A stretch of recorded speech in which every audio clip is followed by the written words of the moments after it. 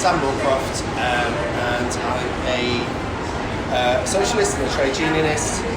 I am president of my UCU branch, chair of UCU Yorkshire and Humber Regional Committee, and vice president of Sheffield Trades Council. Sweet. Okay, so one thing I wanted to ask you towards the start. So have you always been a socialist? Have you always had left-wing views throughout your life? Or? I think it's a process. I'd say as an adult, I've always been a socialist. Yeah. But obviously, I don't. I think it's a process. You develop ideas about the world and whatever. And I don't know if I would have said that. I would have described myself as a socialist straight away. Yeah. But as an adult, I've always had left-wing views and been on the left. Sweet. So you've always stuck true to that. So what socialist movements have you been involved with so far? What are you actively involved with? I've been involved in Stop the War movement was kind of the first kind of political activity I got involved in the war against protesting against the wars in Afghanistan and Iraq. I've been involved in anti-racist organising to oppose like the far right, the English Defence League, for example, the British National Party. I've done electoral work, both campaigning for independent socialist candidates and standing myself as a council candidate in the past.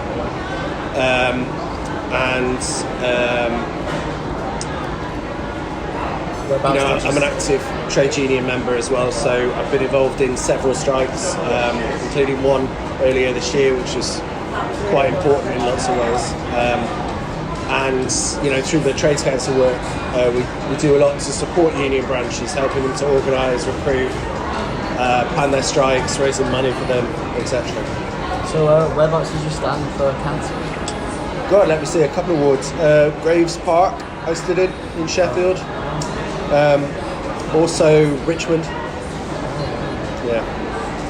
That's crazy. Very modest folks. Very modest. But at the time we were keen for there to be a kind of a socialist, a left alternative on the ballot paper.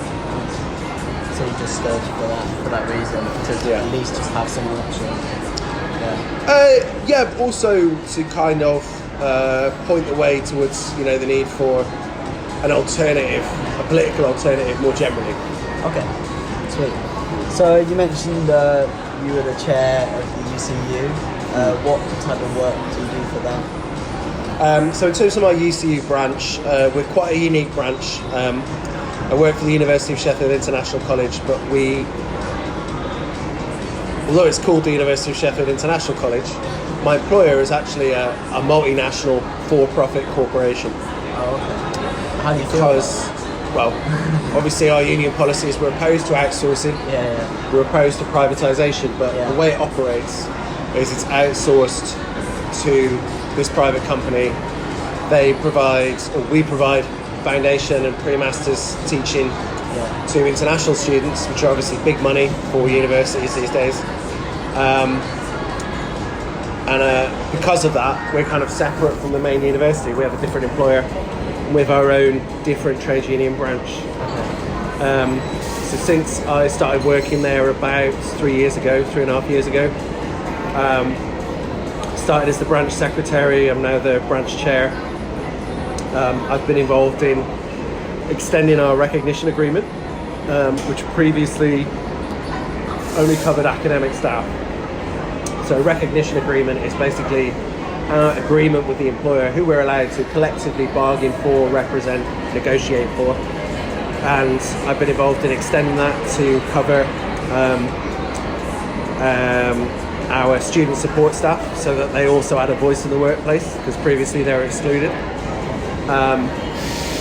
I've been part of making sure that there were no compulsory redundancies during the COVID pandemic, which obviously was a worry that people would be made redundant, but we didn't. Because of our union recognition, we didn't have any redundancies at our place. Been involved in 2 pay disputes where on both occasions, we've come out with a lot more than the employer was initially willing to offer. The most recent of those pay disputes, which finished, I think, February this year, we ended up taking 7 days of strike action altogether. And we started that pay dispute with them saying that they would give us 3%, a 3% pay increase. And by the end of the dispute, we actually settled there on 10% over 2 years, with the majority of that being front-loaded. And that is very significant for two reasons. One, it's to date the best pay rise that anyone has won in higher education in the UK. It's just our little local branch. But, and two, it's also the first time that there's been a strike at like that type of employer, an outsourced private education provider in HE. That sounds really positive. Yeah. It's obviously, you know, we'd have to balance that and say it was still a real terms pay cut, but you know, one, we've proved that it can be done, which, you know, gives us confidence, but should give other people confidence as well. And two, it's obviously a lot better than it would have been, you know, because we took action, and the branch has come out of that stronger. You know, we were in a situation where our branch, with the exception of myself, no one had ever been on strike before. So obviously it's a scary time for people, but now even people that leave and go and work somewhere else, right, you know, they've got that in their belt. If you need to do it, you know how to do it, or at least you know a lot more than you did. That's really good. So no one ever striked. In terms of, so I should clarify, these private education providers, right, they've really kind of, they're everywhere now. And that wasn't the case prior to 2010. You know, the Tories' kind of deregulation of higher education made this possible. So they're everywhere now. And something else that I do that is not formally part of my responsibility in my branch, but something else that I'm doing is working with UCE members at other places to help them get union recognition in these private providers, these companies. So for example, we had a successful campaign. The corporation I work for is called Study Group. There's another study group place attached to the University of Sussex. And we had a successful campaign there to get union recognition for them as well. So now we're not the only ones in study group. There's another branch that has recognition. And I hope you understand, prior to getting that recognition, it's not something we will talk about publicly where we're organising. Well, there are other places where we're hopeful that we're going to win recognition soon. If you're not recognised as a union, it's a lot harder to even organise or demonstrate or organise strikes. If you're not recognised as a union, then legally you can't strike, because the anti-union laws in this country are very severe. You have to be a registered trade union. The employer is not obliged to negotiate with you unless you have that recognition with them. And how did you obtain that? It's actually easier than people think. I mean, there's legal complexities around the process, but the important thing is that you must get to a situation, and this is why I wouldn't necessarily want to talk about other places where this is happening. You must be at 50% plus one of the staff there, the bargaining units, should be, we would advise, be union members. Oh, wow. Once you're in that position, then you can get recognition, but you need the numbers on your side first. And to be union members, it's there's a lot of stuff that you have to like pay a weekly. Usually monthly, to be honest. Although I'm sure some unions have an arrangement where you can pay weekly if you want to. Particularly in, you know, most people in HE are not paid weekly, but in sectors, if you get paid weekly, that's more common. I used to be a member of CWU, and we were paid weekly there. I was actually an agency worker at BT, but we were still in CWU. And because we were paid weekly, we would get, you know, we'd pay our union subscriptions weekly. But yeah, you pay, obviously we're a progressive union, you pay on a sliding scale, so those who earn more pay more into the union. Oh, nice. Okay. Wow. So, in a progressive union, you would say? Yeah, well, I'll take that back actually, because we can be very regressive on lots of stuff. But in terms of what we ask members to contribute to the union, you know, the principle is that if you have more, if you earn more, you contribute more. So for example, if if you were a part-time worker just doing a few hours a week, Yeah. you That's good. So not everyone pays a flat fee because they don't get the same thing really, do they? So I believe, off the top of my head, membership can be anywhere between £1 a month and £40 a month. Okay. Oh, that's actually a good idea, to be fair, because a lot of people complain about unions. It's not fair how I'm paying so much and not getting any wage rise or anything.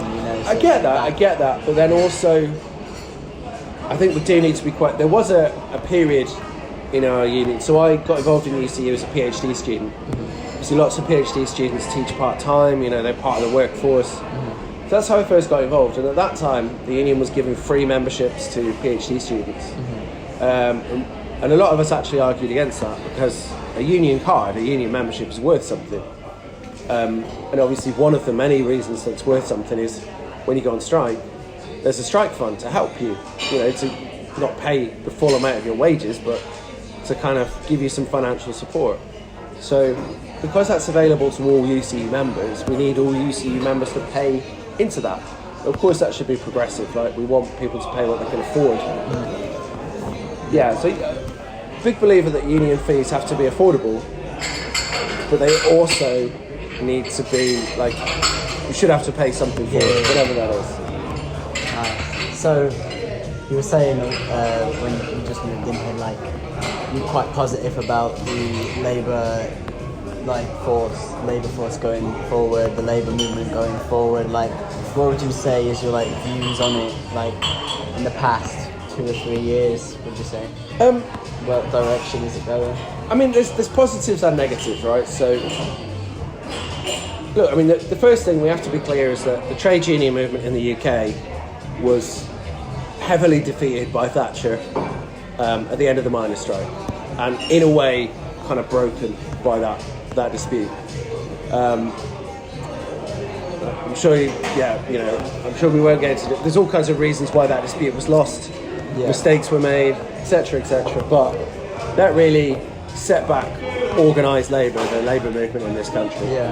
And I think if we look at what's happened in between, a smaller and smaller share of the wealth going towards the working class, rise of 0 hours contracts, the rise of poverty pay, rise of kind of in-work poverty, people who have jobs but don't have enough money to keep them above the poverty line. That's really got so much worse in that period, under both Thatcher and New Labour governments. Now, I think at the start of this year we had the biggest strike wave we've had in this country in decades, and that was a really positive thing because and I know sometimes people can turn around and say, oh well, so you want to be on strike then, do you, or just want loads of strikes? Obviously, enough is enough. You're talking about that. That was part of it, although that has fizzled out a bit. I mean, obviously, from my point of view as a union rep, what I would rather happen is that we go to the employers, we tell them what our members want, and they negotiate with us in a reasonable fashion, and we come to an agreement without having to strike. But we have to recognise the decline of trade unions in this country, the decline in membership, and the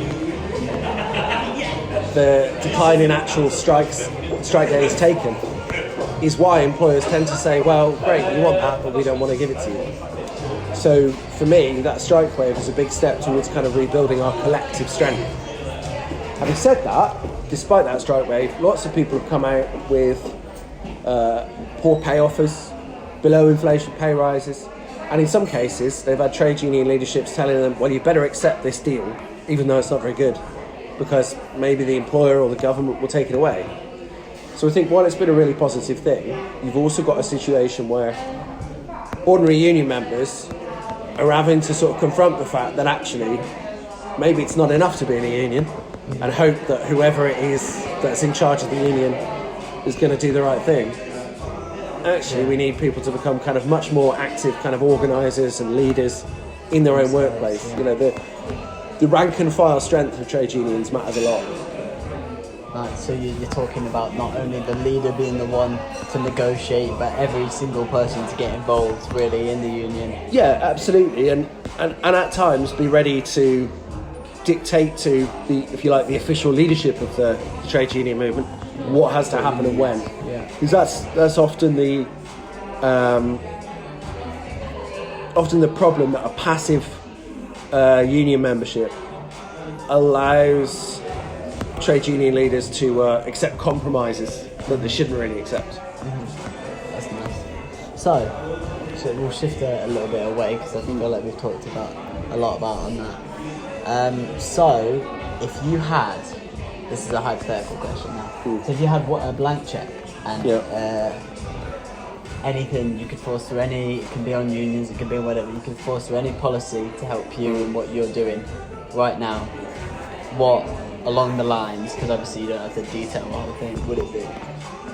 I mean, the first thing to say is that, like, you know, we are living through a very crisis-ridden period of time. Yeah, you know, a lot.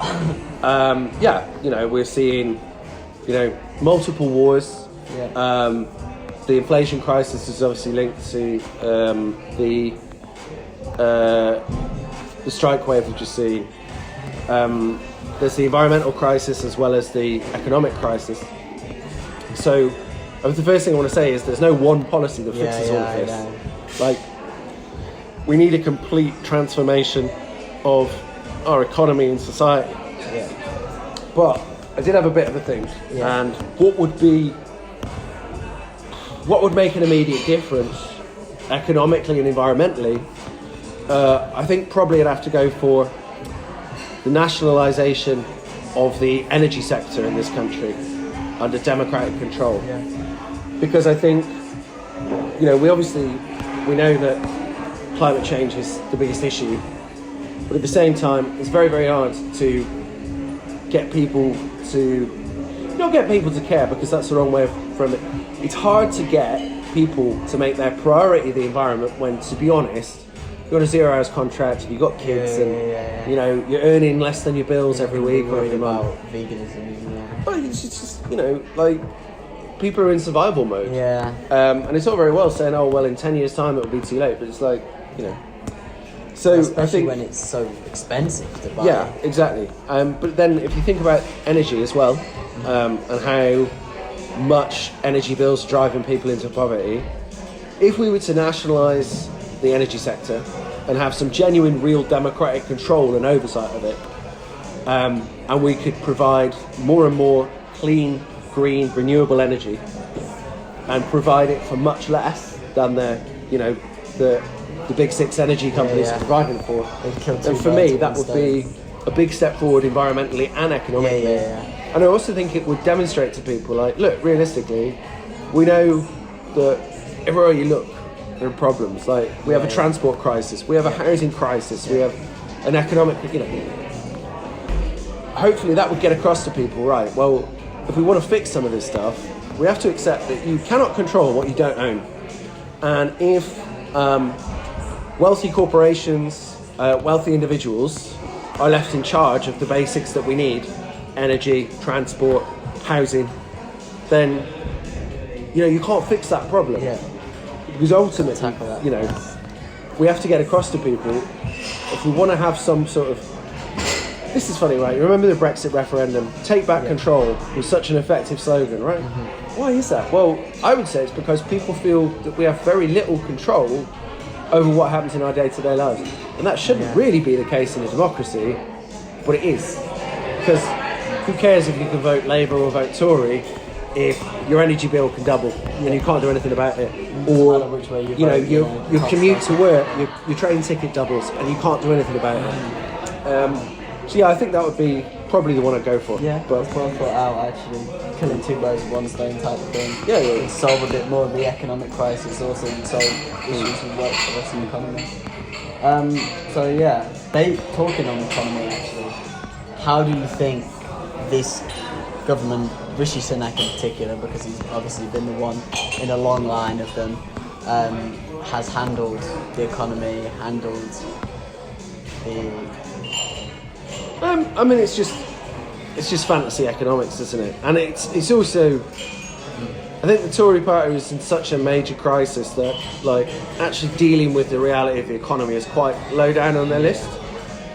I mean, broadly speaking, you know, Johnson talked about levelling up and all that nonsense, but never really did anything about it. Yeah. that was mainly kind of his sort of thing, wasn't it? yeah. But it was mainly a talking point. Yeah. Trustonomics. Yeah, I mean that's just This is standard. New word. You know, tax cuts, which Yeah. you know, quite an interesting sort of situation, I think, for people because you had a situation where the Tory government does what it wants to do, and international markets go, "Oh no, we don't like that," which is quite new because usually the talk would always be about, "Oh well, a left-wing government, if they raise spending, we'll have capital flight, and international markets will lose confidence." Yeah, but they actually want to do that now. So Well, you know, it's that. It's again part of the reason we're in such a crisis-ridden era is the international ruling class have accepted, by and large, that neoliberalism doesn't work and isn't working, yeah, and they want something new, but they don't know what it is. So yeah, you had that interesting thing where Truss went for the tax cuts, which he thought, you know, will appeal to all your traditional Tory voters, bring them back on side. yeah, And actually the result is you have, you know, homeowners with mortgages paying more, you know, baying to get rid of it. And then Sunak, I mean, Sunak is interesting because I think he is economically, he's probably far more of a political purist than Johnson and Truss in the sense that he genuinely is like no, a real Thatcherite, yeah, you know. But yeah, at the same time, he doesn't want to. Although his instinct would be to cut taxes, but he's seen what happened under Truss with that. So do you mean like, just to expand on that? Yeah. You're saying Johnson and Truss really politically, economically, don't really know what they're doing type thing. I just think they're not that ideologically committed. They don't actually believe in it type It's thing. for both. I think it's mainly about how can I've got the job, how can I stay in the job? Stay in the job, Yeah. and I'm going to do everything to do that, no matter how yeah. it affects. Yeah, Yeah. And Sunak, I mean, you know, there's an element of that for him as well, right? So he's trying to convince people that he can win the next election, or at least not lose it so badly. But, you know, what is his economic policy? He'd like to do tax cuts, but he knows he can't because of the way that global markets respond to that. He probably will promise tax cuts at the next election, but that's fine because he's not going to win, right? And he really doesn't want to spend any money because, you know, his instinct is low taxes, low government spending, low regulation. And really, you know, for someone who was Chancellor of the Exchequer, he's not talked about economic policy that much, right? Because he's got nothing to say. He'd rather talking about, you know, stop the boats or nonsense like that. yeah, that's true. I mean, that drives the most votes for them for sure. Like, even throughout the Brexit, the thing was immigration, wasn't it? But it was all just a straw man for what was really going on, really. I mean, I don't know if it was. It was definitely a big element of the Brexit vote was immigration, but I think there were lots of things. I mean, I said that slogan, "Take Back Control," that worked well because of people feeling a sense of a lack of control over their lives. And I think this sort of, it was never quite as true as it was made out, but the idea of unelected bureaucrats in Brussels, you know, and I think Tory and Labour governments have been like, oh, well, we'd like to do this, of course we will, but we can't because of the EU. That feeds it. And so, with the Labour government shifting onto that, how are you feeling about their policies? Have you got any? No, because as far as I'm aware, every policy, every serious commitment they made, they've abandoned, right? Yeah. What is it? Oh, they say they're going to build so many new houses, but they say they're going to build that by relaxing planning regulations. They're not actually going to pay for the construction of houses. They just believe that if they relax planning regulations, then someone else will build the houses. Which is, I mean, it's a joke. Starmer's primary function as Labour leader is to Not offend too much type thing. well, depends what you mean. His primary function as leader is to show that Labour has moved on from Corbyn and it's not a left-wing party. It's a business-friendly party that, you know, wealthy Tory voters can trust. That's his aim, and I would say that's more his aim than winning the next election. I mean, I think he probably thinks it's in the bag, but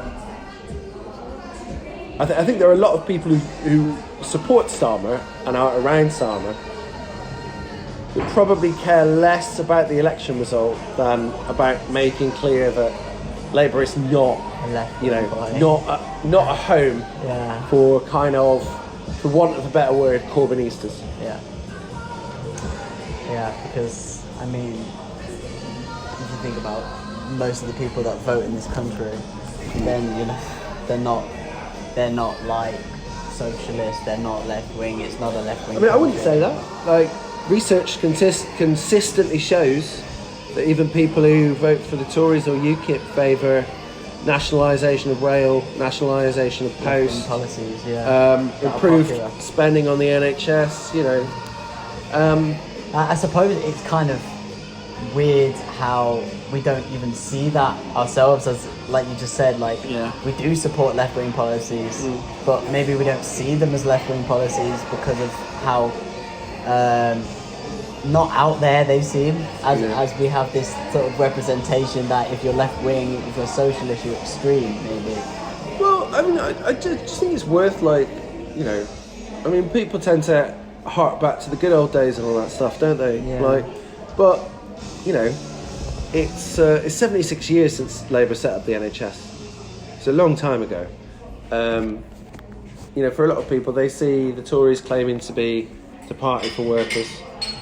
They see Labour saying stuff like, you know,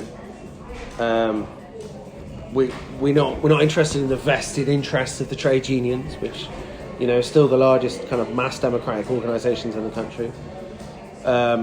If you're an unemployed worker, we're not the party for you.